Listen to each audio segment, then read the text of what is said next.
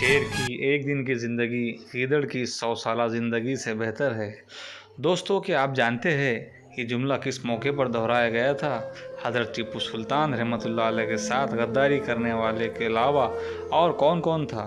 Rocket साजी के बानी, अंग्रेज़ों का पिसा हुआ नमक न इस्तेमाल करने वाले, टाइगर ऑफ मैसूर और बरसगीर के मर्द कलंदर टीपू सुल्तान के ज़िंदगी के मुतालिक कुछ अहम मालूमात हम आपको बताएंगे। आप अभी है स्टडी पॉइंट चैनल पर। सभी हज़रत टीपू सुल्तान के चाहने वालों से गुजारिश है कि सबसे पहले आप हमारे चैनल को सब्सक्राइब कीजिए, बेल का आइकॉन प्रेस कीजिए।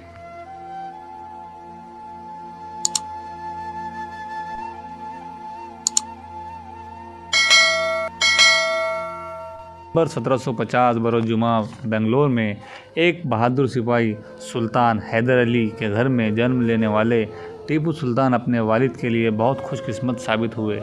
हैदर अली के मुकद्दर जागे और वो मैसूर रियासत के सुल्तान बन गए। टीपू सुल्तान का नाम इनके वालिद ने फ़तेह अली रखा। चूँकि सुल्तान हैदर अली अपने रियासत के मशहूर सूफी बुज़ुर्ग टीपू सुल्तान औलिया के अक़ीदतमंद थे, यही वजह है कि फ़तेह अली का नाम टीपू मस्तान औलिया के नाम से मंसूब कर दिया गया, जो मुस्तक़बिल में इनके नाम का हिस्सा बन गया।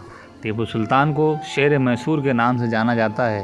किताबों में तहरीर है कि एक रोज़ टीपू सुल्तान अपने दोस्तों के साथ जंगल में गए, जहाँ पर उन पर शेरों ने हमला कर दिया, जहाँ उनकी कुछ फासले पर बंदूक भी गिर गई।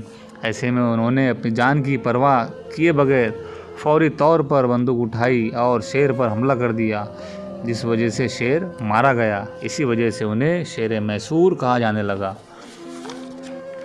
17 दिसंबर 1782 में सुल्तान हैदर अली की वफ़ात के बाद इनके 32 साला बेटे टीपू सुल्तान अपने वालिद के छोड़े हुए तख्त पर विराजमान हुए।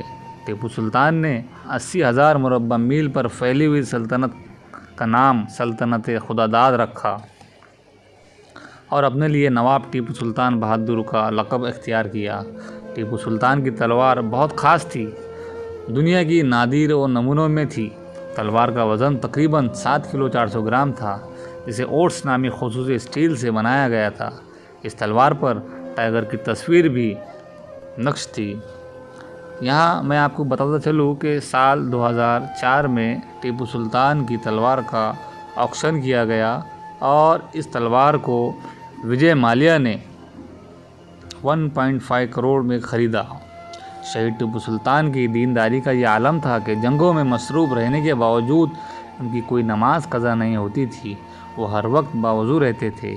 वो रोज़ाना कुरान की तिलावत भी करते थे। दुनिया में रॉकेट मिज़ाइल साजी का मौजिद टीपू सुल्तान को ही समझा जाता है, जिन्होंने 1792 की जंग में पहली बार अंग्रेज़ों के ख़िलाफ़ बड़ी कामयाबी के साथ इस्तेमाल किए और दुश्मन को इबरतनाक शिकस्त दी। भारत के साबिक़ सदर डॉक्टर APJ कलाम टीपू सुल्तान को दुनिया के पहली जंगी रॉकेट का मौजिद करार दिया है। इनके बनाए हुए रॉकेट का मॉडल आज भी लंदन के म्यूज़ियम में मौजूद है। टीपू सुल्तान की तरफ से अंग्रेज़ साम्राज्य के ख़िलाफ़ इस्तेमाल होने वाली तोपें भी ब्रिटिश लंदन म्यूज़ियम की जीनत है। ख़ास बात यह है कि अमेरिका के नासा खलाई तहकीकी इदारे की म्यूज़ियम की एक दीवार पर टीपू सुल्तान की ईजाद करदा रॉकेटों और मिज़ाइलों की तस्वीर आवेज़ा हैं। इनके हाथ से लिखी हुई डायरी लंदन के ब्रिटिश लाइब्रेरी में रखी गई है। टीपू सुल्तान के तामीर करदा इमारतें, बागात, मसाजिद आज भी इनके फ़न और ज़ौक़ का पता दे रहे हैं। टीपू सुल्तान की तरक्की देखकर अंग्रेज़ जलने लगे थे। उन्होंने एक चाल चली, दौलत का लालच देकर टीपू सुल्तान के ख़ास वज़रा मीर सादिक, मीर ग़ुलाम अली और दीगर साथियों को अपने साथ मिला लिया। मीर सादिक ने श्रीरंगपट्टनम का किले का नक्शा फराहम किया और टीपू सुल्तान ने मुहासरा करने वाले अंग्रेज़ों के ख़िलाफ़ भरपूर मज़ाहमत की और किले को बंद करवा दिया। लेकिन गद्दार साथियों ने मीर सादिक के हुक्म से किले का दरवाज़ा खोल दिया। किले के मैदान में ज़बरदस्त जंग छिड़ गई।